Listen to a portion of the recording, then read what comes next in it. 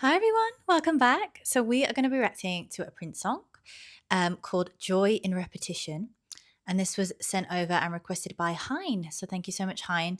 Hopefully I pronounced your name correctly. But thank you so much for your request. And let's get into it. He likes to frequent this club down on Block 36. Pimps and things like to hang outside and cuss. My name's King Crabtree III. You see that? I got more. There's no one in particular. They say the baddest I am tonight. Four-letter words I seldom heard with such dignity and bite. All the poets and the part-time singers always hang inside. Live music from a band plays a song called Soul Psychedelicide. The song's a year long and had been playing for months when he walked into the place. No one seemed to care, an introverted look on most of their faces. Up on the mic, repeating two words over and over again. Was this woman he had never noticed before? He lost himself in the articulated manner in which he said them. These two words, a little bit behind the beat. I mean, just enough to turn you on. For every time she said the words, another one of his doubts were gone. Should he try to rap with her? Should he stand and stare? No one else was watching her. She didn't seem to care. So on and on she said the words till he could take no more. He dragged her from the stage. Together they ran through the back door. In the alley over by the curb, he said, "Tell me what's your name." She only said the words again, and it started to rain. Two words falling between the drops and the moans of his condition. Holding someone is truly believing. There's joy in repetition. There's joy in repetition. There's joy in repetition. There's joy in repetition. There's joy in repetition. She said, love me. Love me. What you say? She said, love me. Love me.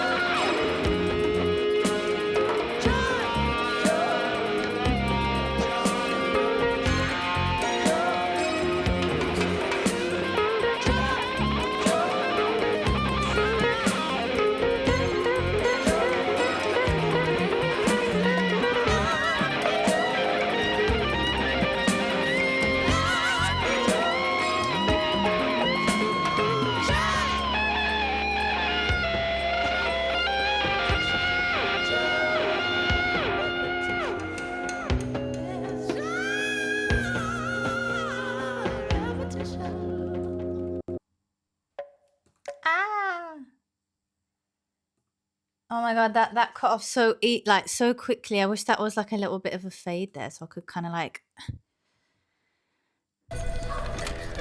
And then I would prevent this from happening. Advert coming. Oh my god, what a tune! Oh my god, I love the ending there. Ugh.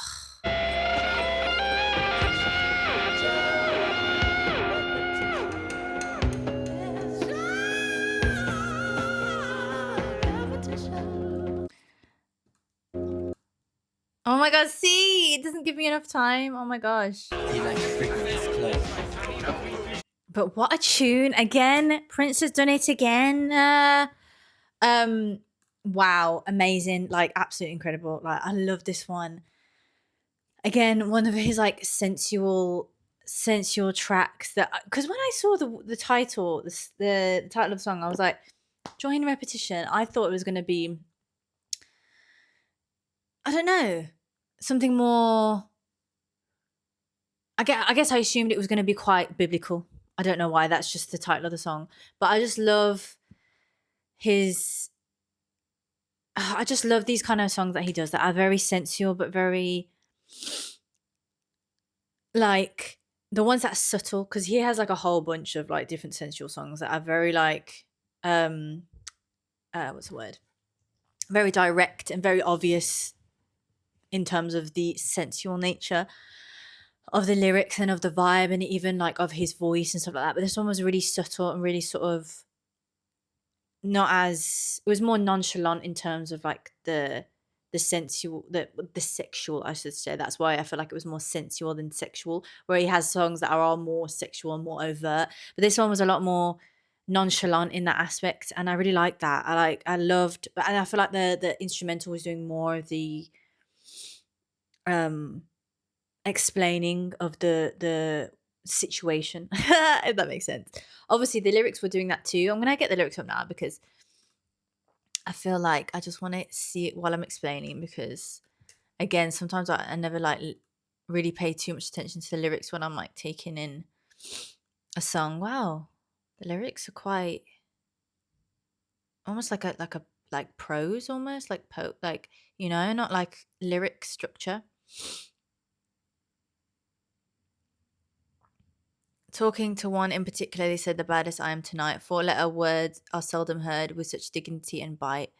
All the poets and part-time singers always hang inside.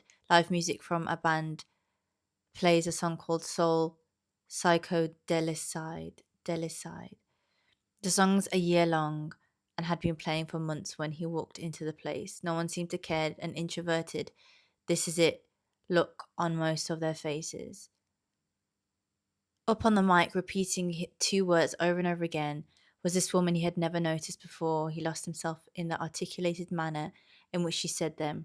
This is such a even with the way I'm reading it is literally like prose, like as in like when I say, if those don't know what prose mean, but prose is like basically poetry is like when it has rhyming, although there's not really much rhyming in this. A little bit of rhyming in there, but it just doesn't look like the structure of a song, basically. Like it's very wordy. And so when I'm reading it, it's basically like it's very storytelly, like that was not a word, but I like this a lot. Articulated manner in which she said them. These two words, a little bit behind the beat. I mean, just enough to turn you on. For every time she said the words, another one of his doubts were gone. Should he try to rap to her? Should he stand and stare? No one else was watching her. She didn't seem to care. So over and over she said the words till he could take no more. No more. He dragged her from the stage and together they ran through the back door. In the alley over by the curb, he said, "Tell me what's your name." She only said the words again and it started to rain.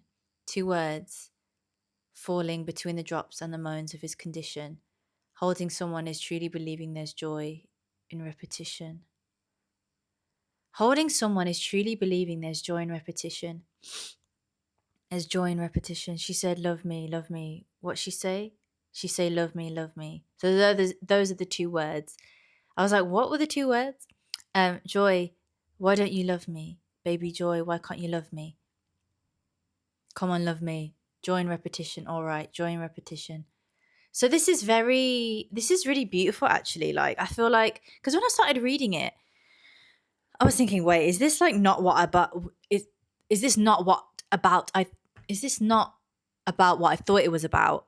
Because that happens sometimes in Prince's songs, that the whole vibe and like the way he's singing a song makes it out that it's very sensual and that is leaning towards a particular meaning of the song, but then you go and read the lyrics and it's totally not what I was thinking it would be. So that's happened before. So that's why I was like, oh, is it another instance of Prince songs where it's like not actually what I think he's talking about? But it is, it gets to that point. I really like the slow burn of the lyrics and how it kind of like takes its time to kind of, it's like, it's building up to that point of repetition. And obviously by repetition, we know what he's talking about there. Um, but I just really like the storyteller. Like it really puts you in this, he's just really good at storytelling, really good at putting, like making you see where you are. And like I can just imagine it, like the alleyway by the club, and it's kind of like dark, and then it's raining, and it's kind of like you just get this real chill vibe. And especially the song, obviously the whole percussion as well. Like, I feel like percussion has a very grounding nature to the song, but then also when you're talking about what he's talking about in a song, I feel like it has like a very primal, well, I feel like it has a primal feel to it anyway, percussion, especially the percussion in this song. So it has this grounding nature and has this kind of like primal feel to it, which I think is in some ways can be very sensual. Um and yeah, honestly, what a tune. Like I just love the whole vibe of it. I love it. I just love it. Let's have a little look. I didn't even no, I did put some timestamps actually. I love the harmonies. I love his voice. It's just his voice has this nonchalant nature to it, and literally every time I hear him, he's just got a different voice. All the poets and the part-time singers always hang inside. Yeah, it's very nonchalant, his voice. Oh, the part-time singers. Da, da, da. You know, it's very like, yeah, like a cool like jazz bar, you know, that's sort of like chill and like ominous and kind of like, you know, what's the word? Sort of what's the word? Underground, like the underground sounds, and like, you know, nobody really knows about it, but it's still cool. Like, you know, that kind of vibe I'm getting from it. Live music, I just love the percussion. sat and stare. No one else was watching her. She didn't seem to care. So on and on, she said the words till he could take no more.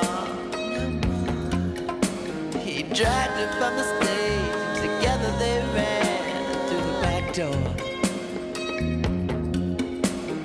In the alley over by the curb, he's Oof, in the alley one around the curve. Oof, and I love the bass. I feel like the bass is groovy. The bass adds this like, oh, it's just really cool. It's very ominous, but not in like a scary way. Obviously, in a, like a very sensual way. I don't know what the word is I'm looking for, but yeah. tell me what's your name. And them harmonies. I feel like the quality of the harmonies make it kind of like creepy, but like in the best way possible. Like it's not, you know, it's just, oh, it's so good. I love it so much. And then this bit, oh my god, I loved the guitar. Obviously, I think the guitar just added this. It added this sexiness to the song, and the fact that like joy is being like spoken. Like basically, let's just listen to it again. Love me.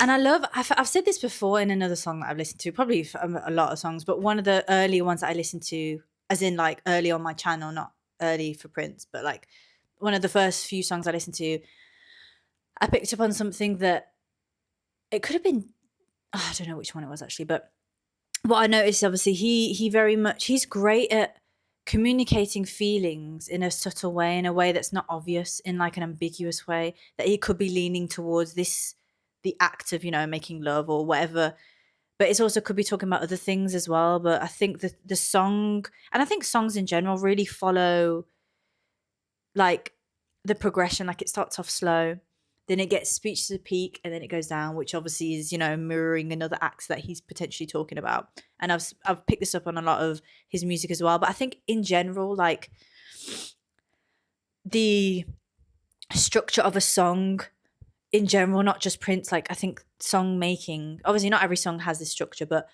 a song that's an experience has an introduction, you know, it has verses, it has something that you always come back to, a chorus, and then it has a bridge, and then it goes back down. You know, like it already has that structure of that kind of experience of lovemaking. And I feel like, you know, it's not just a thing of, I feel like, how do I explain this in a way? I don't feel, obviously, lovemaking is lovemaking, right? But I think because it's such a powerful thing, and it's about, actually, at the end of the day, it's about creation. And obviously, it's about pleasure between two people, but it's also, the fundamental thing is like creation, life, to create life. And I feel like the fact that like songs, and especially this song and a lot of Prince songs and other songs, follow that same structure, it just gives it a really deep feeling. And I feel like Prince is a really great artist. I mean, he's the GOAT, really, isn't he? But this is a great example of how Prince is able to, he's just magic. He's magical the way he does it. He's able to communicate such a deep feeling, such an experience.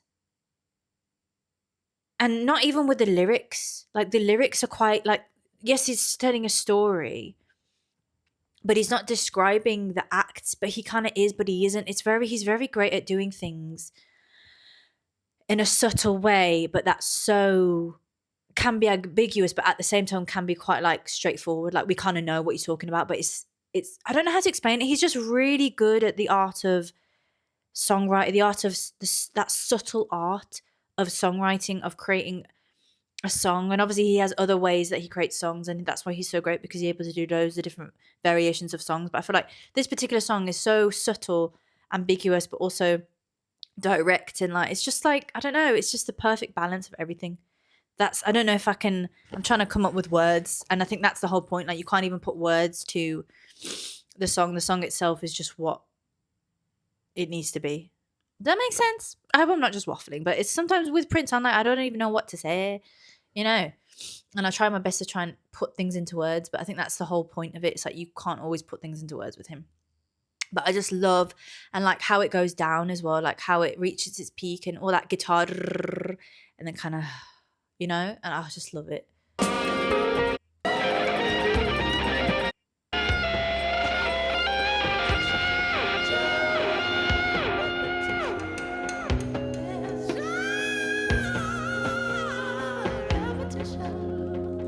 Oh, and I just honestly, I love it so much. What a tune, man. And the lyrics and everything. Like, let's have a little look at the context of this. Honestly, like, he's just so great. So, released on the 1990 album, uh, and film Graffiti Bridge, During Repetition, was actually recorded years earlier during the legendary 86 session for the aborted original configuration of Sign O' the Times. It sounds as a hypnotic, definitely atmospheric fan favorite centered on a fictional club act. So written in 86, like he has so many songs, like, you know, that he's written early that didn't come out until later. Like I can imagine, because he was probably just like, his creativity was just like too much to even put, because then he'd be able to put one out every single bloody day, wouldn't he, really? And I think I read somewhere that he really wanted to be able to release it, like as soon as he finished a song, he wanted to be able to like release it there and then. But obviously his team, you know, didn't allow it, because they probably had like, you know, steps for marketing and all this kind of stuff. So, which is interesting. It was originally intended for the unreleased multi-disc project Crystal Ball before the album was pared down into Sign O' the Times. So Prince eventually dusted off the track and included it on the 1990 soundtrack and sequel film to Purple Rain. Despite never being released as a major commercial single, it became a celebrated centerpiece in his live shows, most notably opening his 2002 live album One Night Alone. There's a lot going on here. There's a lot of, wow, it is tipping it down. There's a lot going on here. See, even the princes brought the rain here. Now I'm just like even more in the whole vibe of the song because it's like tipping it down, and I'm like, ooh. Anyways, but so the song is narrated from a table at a smoky club, watching a mysterious house band called Soul Psychedelicide play a trance-inducing groove that seems to go on for months. The narrator becomes transfixed by a woman in the band playing a red guitar and singing a simple repeating two-word mantra, "Love me," that strips away worldly desires and internal doubts. While Prince never explicitly detailed the song's meaning, listeners and critics widely interpret the titular Joy in Repetition as a meditative on compulsive attraction. Interesting. The conforming rhythm of familiar routines and the hypnotic power of music itself to heal emotional pain. You see, that's what I was thinking. And that's what it is with Prince, because I said to you, that's what I said. I was like, Joy in Repetition. I thought it was going to be like, yeah, like have more of like a biblical or like a, you know, like, but it made sense actually. And to be honest, I say that now. I did think about like, you know, the more you practice your craft, there's joy in that and all this stuff. So that makes sense. And I love how ambiguous he is with his meanings of the songs, and that it's always open to interpretation, and like even though, and how he, you know, likens his musical creation with the love and things that you have between a man and a woman, or whoever you're attracted to. Do you know what I mean? And I love that he always intertwines those and intertwines the spiritual aspects with lovemaking, or lovemaking with music creation, God with music creation. So there's always like this trio, is that the word? Of like those kind of things that he always like interweaves in his music. And then also does it from like the observational standpoint of the lyrics and the storytelling. But he's a magician. Wow. Like, who produced? I'm guessing it's him, but I just want to know a bit more. Like, he's just amazing. Prince produced the song entirely by himself, as he did with the vast majority of his catalogue during this era. Instruments. I'm intrigued to just know. I can't spell.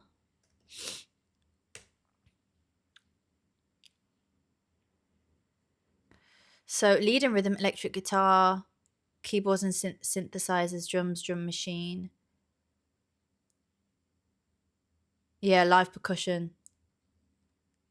Unyielding and repetitive trance. A deep, prominent and rhythmic funk bass line that locks the groove into place.